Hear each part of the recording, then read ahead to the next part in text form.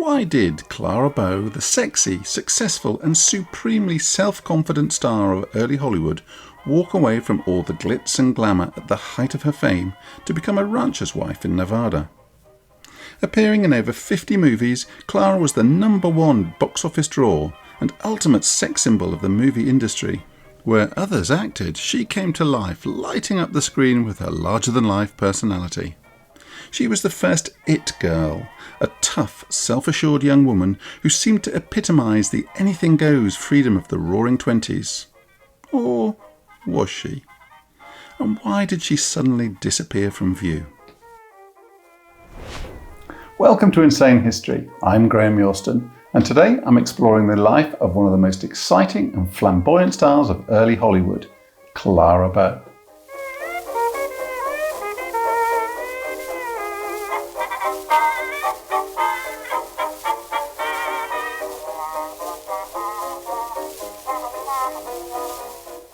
A life played out in front of the masses, a life that was endlessly photographed and written about, a life that held no secrets, or so people believed.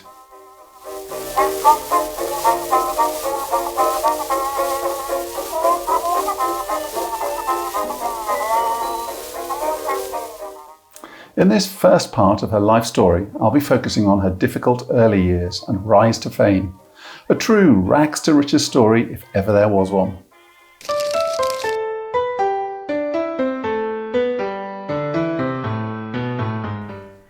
Clara Bow did not have an easy start in life. Born into abject poverty in Brooklyn in 1905, in the middle of a heatwave that was killing 60 people a day, she was not expected to live.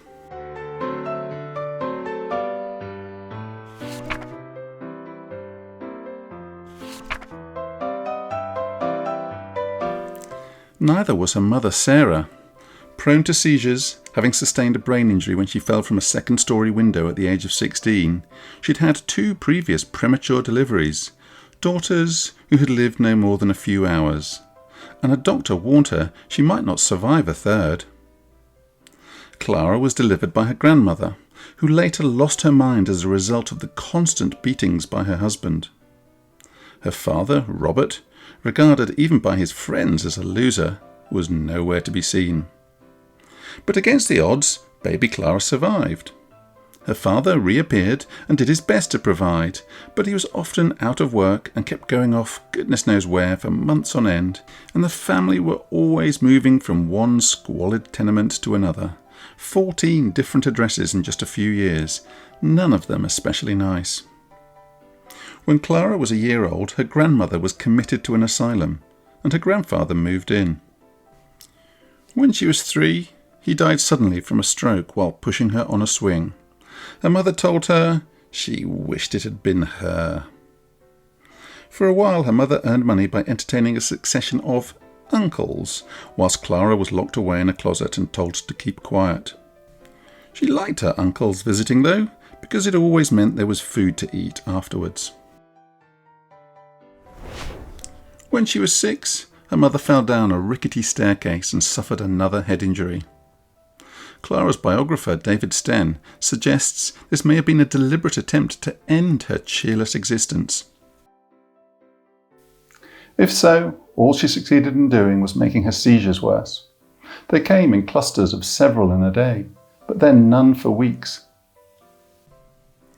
Clara later described them, saying a look would come over her and she would seem like a woman caught in a trap. Then her eyes would go glassy, and she would gasp for breath, just like she was being strangled. From a modern perspective, these sound like temporal lobe seizures, a not uncommon complication of traumatic brain injuries.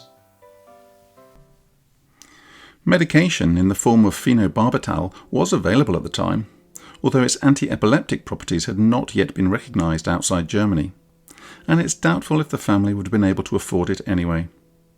Which meant that from as far back as she could remember, Clara had to look after her mother during her seizures, usually alone when her father was away.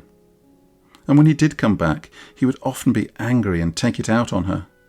"Don't look at me in that tone of voice," he would say, slapping her to the floor or getting out his razor strop.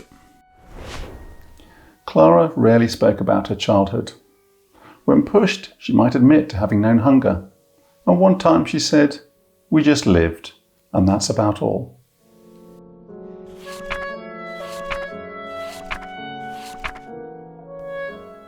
At school, she was quiet and shy, and she had a slight stammer. She was teased for this, and her raggedy, hand-me-down clothes and tousled carrot-top hair. But she was tough, a tomboy who hung out and played stickball in the streets, with a famous right hand with which she could flatten any boy her size. And she used this to good effect to protect little Johnny, a young boy who lived in her tenement, who was picked on at school. Until one day there were screams from his apartment. She rushed up to find his clothes in flames from having got too close to the fire, and his mother paralysed with terror. She rolled him in a carpet and shouted for someone to get a doctor, holding him tight as he cried and called out her name. When the doctor came, there was nothing he could do, and Johnny died in her arms. Just another tragedy for a girl who was still only 8 or 9. For months afterwards she would wake up thinking she could hear the little boy crying out, "Clara, Clara, help me."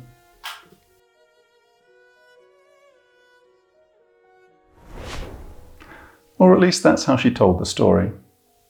It may have happened exactly as she said, or she may have embellished a little, or entirely imagined it, to give just a little more meaning to her otherwise bleak childhood.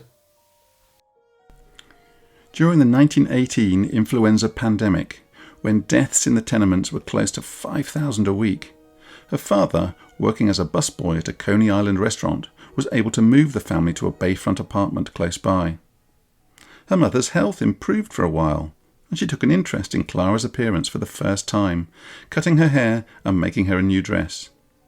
One day, a boy kissed her. She was horrified, but realised she could never go back to being a tomboy. Sadly, her mother didn't remain well for long, and developed episodes of bizarre and hostile behaviour, one time coming up behind Clara as she was scrubbing clothes in a washing tub and whispering, "I think I'll kill you." Taken to a charity clinic, Sarah was told she had a nervous disease, and there was nothing that could be done for her. From a psychiatric point of view, it's hard to know what exactly was going on.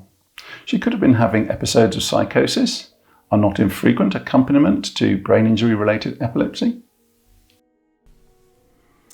She could have had schizophrenia. There was certainly a strong family history of severe mental illness on her side of the family, with her mother and 2 sisters ending up in asylums. Or her anger could simply have been the outpourings of bitterness and jealousy of a woman who had endured a lifetime of hardship and ill treatment. Clara, though, idealised her mother, caring for her, comforting her, soothing her, insisting there was good in her, and that it was only her illness that made her say such things. But the combination of her father's backhands and her mother's vitriol meant there was little joy in Clara's life. The one place she could go to find consolation was the movies, and she would spend every spare minute at the theatre staring up at the screen entranced. "For the first time in my life I knew there was beauty in the world," she said later. "For the first time I saw distant lands, serene, lovely homes, romance, nobility, glamour." And back at home, she would try to keep the magic going by acting out every scene in front of the mirror, taking all the parts and dreaming an impossible dream of one day being like the stars she adored.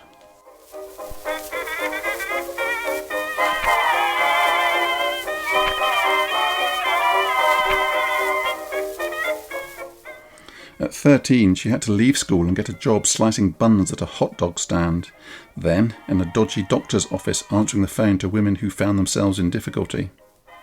But all the time she was dreaming of being a movie star. Her mother, however, hated the movies and equated actresses with ladies of the night, so Clara had to keep quiet, very quiet. And when she entered the 1921 Fame and Fortune competition organised by Brewster Publications, which produced the most popular movie magazines of the day, she did so with her father's help and behind her mother's back. Fame and Fortune was a national competition that promised a part in a movie for the winner. The photo her father paid $1 for at a cheap Coney Island booth got her past thousands of hopefuls and onto the shortlist. Then there was a screen test, which, much to her surprise, she got through. In subsequent rounds, she watched the other girls pretending to be the stars they had seen on screen, and Clara decided that to stand out, she would just be herself. And it worked. Finally, it was down to her and a tall, blonde Texan with a year on Broadway under her belt. Surely she had no chance. When she rushed home to tell her mother she had won, Sarah passed out. Clara thought she'd killed her, but when she came to, there was no joy, no congratulations, just poison. "You're going straight to hell. I'd rather see you dead." If her mother did have temporal lobe epilepsy, as seems likely, this is understandable as intense emotions can trigger a seizure. But it must have hurt.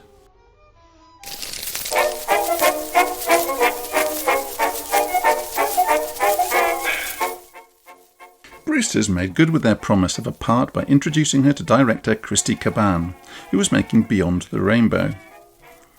He wasn't very impressed with Clara at first, however, because she'd put on so much makeup, never having done it before, that she looked like a clown. But he was impressed with her ability to produce tears on cue, something she said was easy. All she had to do was think of home. After her 5 scenes were in the can, but before it was released, Clara woke one night to her mother standing over her, holding a butcher's knife to her throat. Her eyes burning into her. Somehow Clara pushed her off, locked her mother in her room, and fled to a neighbour. When her father returned in the morning, her mother was fast asleep and had no memory of what had happened. But it was the start of a lifelong problem with sleeping for Clara, something she never really overcame, even with high doses of medication. When the movie was released, Clara took some friends, hoping for a little respect and some apologies for all the taunting she'd been subjected to at school. But to her horror, her scenes had been edited out. Being cut from the movie, however, didn't soften her mother's attitude, and having decided it was her duty to end her daughter's life before she could make another, she chased her again with the knife, leaving a terrified Clara walking the streets for 2 days, too scared to go home. 5 days after Beyond the Rainbow was released, her mother was committed to an asylum, the same hospital where her own mother had gone into 16 years before. While she was away, Clara was expected to cook and clean, and according to her biographer, perform her mother's other wifely duties. Desperate for her career not to fizzle out before it had really begun, Clara traipsed around every studio and agency looking for another break, without much success. There was always something, she said. I was too young, too little, or too fat. Usually too fat. Eventually, director Elmer Clifton needed a tomboy for his low-budget whaling movie, Down to the Sea in Ships. In an effort to look older, Clara had made herself up, and Clifton decided she was too old, but took her on when she returned with a scrubbed face. The film was shot on location in New Bedford, Massachusetts, once one of the most important whaling ports in the world, and the place where 80 years previously a young Herman Melville had signed up for a trip that inspired Moby Dick. The movie was a historical romance set in the whaling community and was meant to be no more than a 2-week job for Clara. But the director, recognising her talent, kept her on for 13 weeks by expanding her role.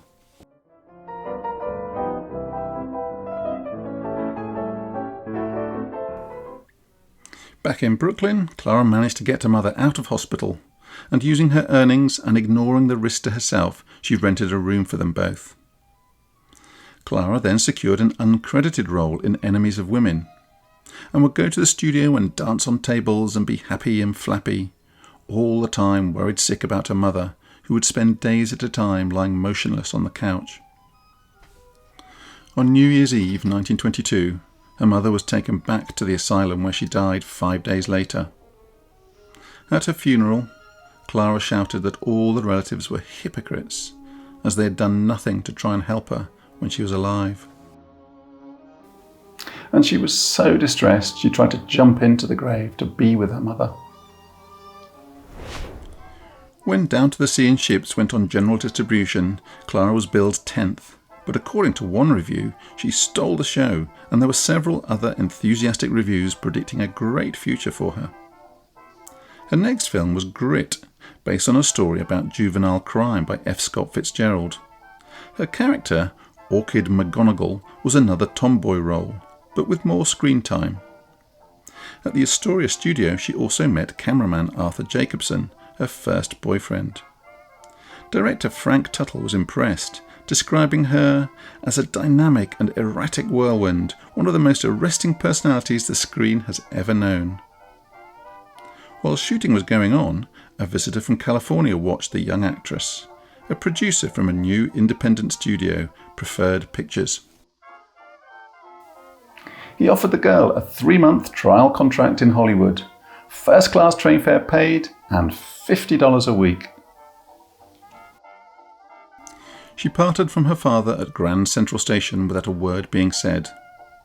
As she was still a minor, she was accompanied by her newly appointed agent, Maxine Alton, who later wrote that within 200 miles of leaving New York, she knew everybody on the train, conductors, porters, millionaires and children, and was chatting to them all.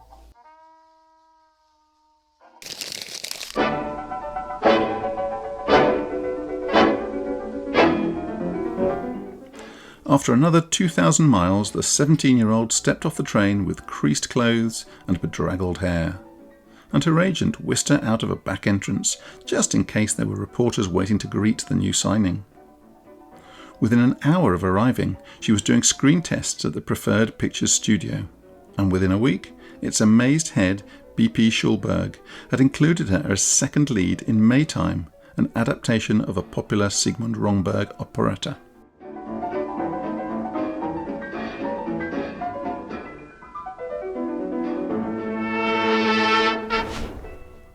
Alton rented an apartment for them on Hollywood Boulevard and looked after her charge, driving her to and from the studios every day and ensuring she did not fall foul of the morality clause in her contract. In New York, meanwhile, her boyfriend Jacobson was saving up to come out to California. When he arrived, Alton was not pleased and did her best to keep them apart. But they found a way to be together, Jacobson taking her for driving lessons in the hills. Whatever else they might have got up to, Jacobson didn't do a great job in teaching her how to drive. She was a notoriously crazy driver, recklessly speeding and rarely bothering to stop at lights. She was then loaned to First National Pictures to co-star in Black Oxen, a film about a woman restored to youth by a miraculous European rejuvenating treatment of glandular extracts and X-rays. If that sounds a little implausible, such treatments were all the rage at the time, especially for men looking for a little more lead in their pencils. Austrian physician Eugen Steinach, describing his methods in his best-selling book, reported how his patients changed from being feeble, parched, dribbling drones to men of vigorous bloom. Even Sigmund Freud fell for the hype and got himself Steinached. She delivered a great performance, her director Frank Lloyd telling the press, "Bow is the personification of the ideal aristocratic flapper, mischievous, pretty, aggressive, quick-tempered and deeply sentimental."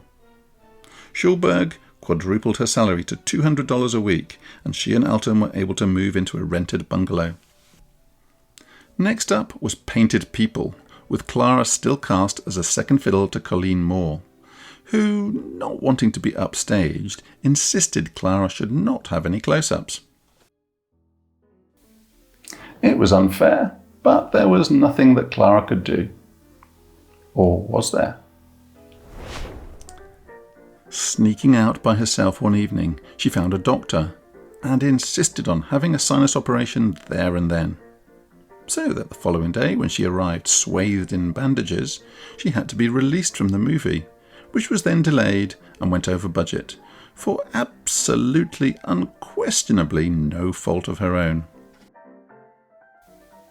She may have been just 18, but Clara Bow was no mug.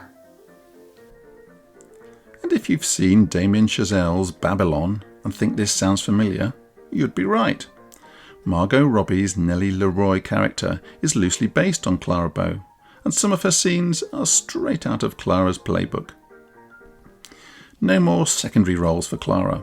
Her next movie for Preferred was as the lead in Poisoned Paradise, in which she was described as the clever little newcomer whose work wins fresh recommendations with every new picture in which she appears. But she had to accept a supporting role when loaned out for Daughters of Pleasure. All this time she was under the watchful eye of her agent, who kept telling her she was doing okay, but one false move and she would be packed off back to New York. Clara had asked for her father to be allowed to come out and join her in California, but Alton kept putting her off, saying that Schulberg wouldn't tolerate it. And Clara trusted her, until she discovered Alton and Schulberg enjoying some, how can I put it, less than professional relations, and that was it. She insisted Schulberg get rid of Alton, and Robert Bow, her flawed and inconstant father, was shipped out to the Golden State to look after and safeguard the morals of the rising star. The end of the year saw her chosen as one of the Wampus Baby Stars. The Western Association of Motion Picture Advertisers, or Wampus, selected 13 up-and-coming actresses each year, who they felt were destined for stardom. It was a big thing in its day, with those chosen getting as much media attention as Oscar winners do now. And they were given the opportunity to meet directors and other actors at a gala dinner. That year the frolic was in San Francisco, and the baby stars all travelled up by train. Most were chaperoned by parents, but Clara went alone, and one of the other girls, Ruth Hyatt, noticed how she seemed confused and lonely, and sought out support and affection from virtual strangers. A sweet girl, she said later, but a very lonesome sweet girl. It was a loneliness that for all her later success, all her money, all her gossiped about love life, just got deeper with each passing year. Bow's father moved in, as did Artie Jacobson, who by then was also working for Preferred. When Schulberg heard about their domestic arrangements, however, he was furious and fired Jacobson, as he didn't want any scandals involving his investment. When Bow found out, she tore up the contract and threw it in his face and told him he couldn't run her private life. Jacobson said later, Clara was the sweetest girl in the world, but you didn't cross her and you didn't do her wrong. Was it fear of scandal or just jealousy that made Schulberg attempt to get rid of Jacobson? He had a reputation for making full use of the casting couch, but Clara seems to have been able to keep him at arm's length and tease him about who she had been dating, including his brother-in-law Sam Jaff. The Hollywood newcomer had a total of 8 releases in 1924, working alongside dogs and children, and making an impressive appearance as a mermaid in Empty Hearts. None were for Preferred Pictures, they were all loan-outs. Schulberg was paying her $200 a week and getting $500 a week from the other studios, but he didn't tell her that. Loaned out to Universal, Bow top-starred in the prohibition comedy Wine, which pokes fun at the strictly illegal but widespread use of alcohol in the upper echelons of society. By now, critics were sitting up and taking notice of the new actress on their screens. The Los Angeles Times said, "She radiates sex appeal tempered with an impish sense of humour. A dangerous little devil is Clara."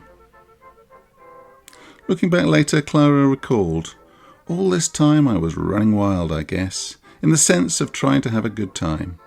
Maybe this was a good thing, because I suppose a lot of that excitement, that joy of life, got onto the screen." The following year she appeared in 14 productions, 6 for Preferred Pictures and 8 as a loan-out.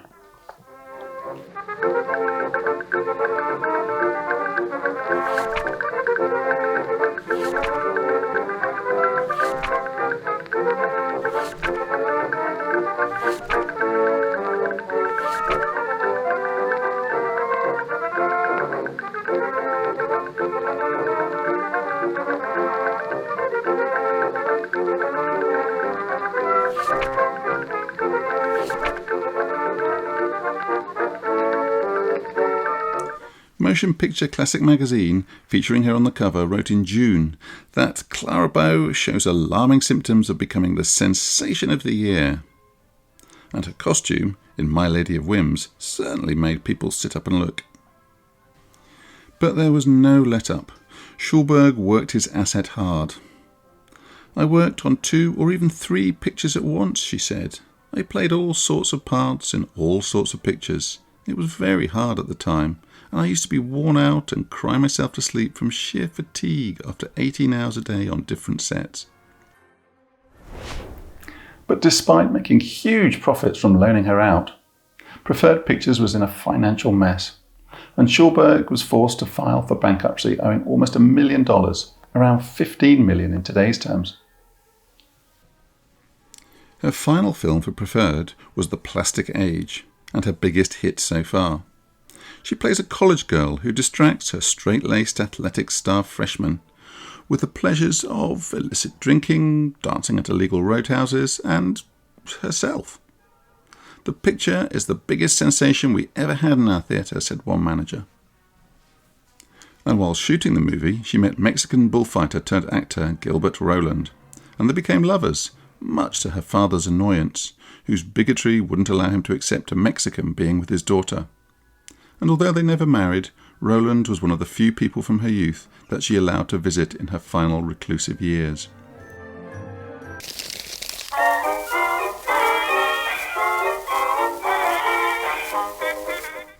Adolph Zukor, the founder of Paramount Pictures, immediately recognised Clara's star quality after seeing her in The Plastic Age, and brought Schulberg into Paramount as an associate producer, providing he brought his protégé with him. She was given a 6-month contract at $750 a week, but she managed to lose the hated morality clause, which she felt gave other people too much say in how she lived her life. Her first film for Paramount was Dancing Mothers, which received favourable reviews. A splendid picture containing mother appeal, flapper appeal, and well balanced with comedy and a climax that's different, since they don't live happily ever after. Next was Mantrap, which was released in July 1926 to rave reviews. Clara Bow just walks away with the picture from the moment she walks into camera range, said Variety. "When she is on screen, nothing else matters. When she is off, the same is true," said Photoplay. While she was filming at Lake Arrowhead, she fell for the charms of director Victor Fleming, twice her age and the first mature man to show her respect and kindness, and she got engaged. But hot-blooded Roland wasn't going to give up without a fight, and threatened to challenge his rival to a duel. Her success meant Paramount was keen to renew her contract, a 5-year deal starting at $1,700 a week and increasing to $4,000 a week for the last year. Not bad for a poor girl from Brooklyn who was just past her 20th birthday. But even at this point in her life, she announced her intention of leaving the movie business as soon as her contract expired. Nobody believed her. There were 3 other releases in 1926, but it was in January 1927 that she had her most iconic role in It. The film broke box office records and made Clara a household name and one of the biggest stars of the 20s, and introduced a new word to the lexicon, the It Girl. It being defined as the quality possessed by some which draws all others with its magnetic force. She plays feisty shopgirl Betty Lou Spence, who has a crush on her boss, heir to the world's largest store. The role was perfect for her. To promote the film, she attended a University of Southern California football game, and she started inviting the team and their opponents to after-game parties at her house. She went on a date with the USC Trojans captain and quarterback Morley Drury. But when he was interviewed by her biographer years later and asked about the allegations of wild orgies, Drury said, "Nothing happened. We were too damned innocent." And as for John Wayne being part of this bacchanalia, he wasn't even there, as he was out for the season with a shoulder injury. But despite 1,000,001 articles debunking the USC orgy myth, it is sadly still one of the most widely known supposed facts about Clara Bow. Her new salary enabled her to buy a grand new house in Beverly Hills for $25,000, where her new beau, a still unknown Gary Cooper, came to stay, and she loved nothing more than roller skating up and down the driveway in front of her new home. And, Clara being Clara, she also loved nothing more than regaling her friends with stories about her new man, about how manly he was, how strong, and how vigorous. Everybody did this, of course, but Clara was more unguarded and didn't care who overheard. Besides it, there were 5 other Paramount releases the same year. Children of Divorce, in which she plays opposite her latest love. Get Your Man. Rough House Rosie, one of her many lost films. And Hula, with her scandalous pool scene, in which she remains discreetly covered, but which was still enough to send pulses racing at the time and get the blue stockings tutting. The war picture Wings was rewritten to accommodate Paramount's new biggest star. But she wasn't happy with her part, saying, "It's a man's picture and I'm just the whipped cream on top of the pie." Nevertheless, the film went on to win the first Academy Award for Best Picture. In 1928, she appeared in 4 Paramount releases: Red Hair, Ladies of the Mob, in which she plays a criminal's daughter who tries to reform a petty crook she is in love with. Morally confusing stuff, and many US states demanded cuts before allowing it to be shown. The Fleet's Inn, and 3 Weekends, all of which are lost films.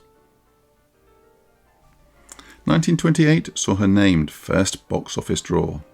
On the posters, her name was bigger than the title of the movies, reflecting her audience pulling power. But it also saw her begin to need time away from the relentless Hollywood gossip machine. Feeling overwhelmed by the stress of it all and wanting more anonymity, she went to New York. One evening, she decided to go and see the stage play of Dracula performed by Bela Lugosi, 3 years before his iconic screen appearance. It was such a sudden whim, she didn't bother changing out of her swimsuit. She just threw a mink coat over the top. There then followed a brief but passionate affair. Probably. But, as always with Bow, there are conflicting accounts.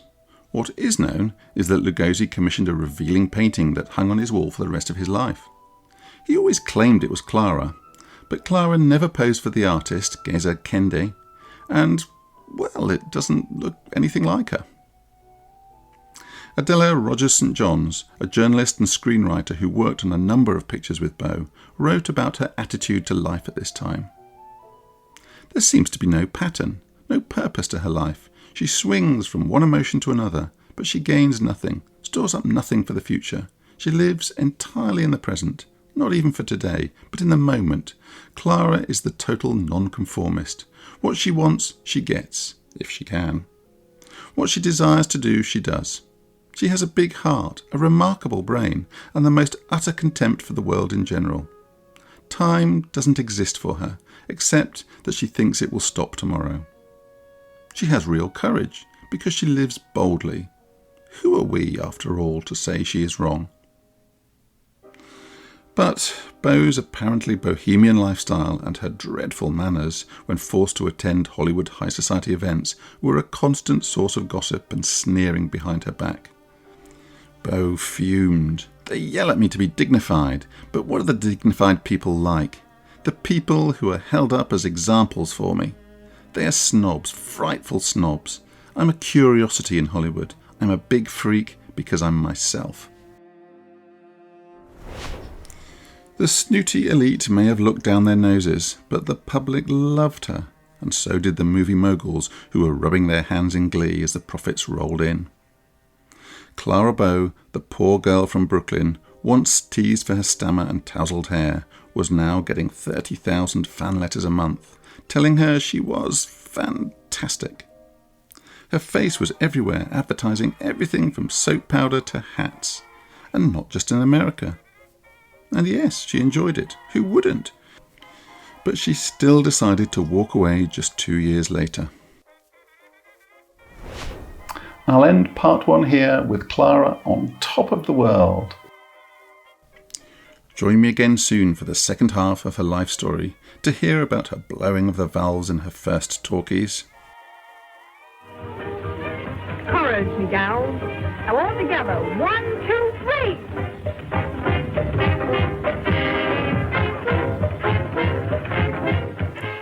The betrayal of her best friend, the fake news that saw a man imprisoned, but which has never really gone away. Her exhaustion, her years as a Nevada rancher's wife, her health struggles, her final reclusive years.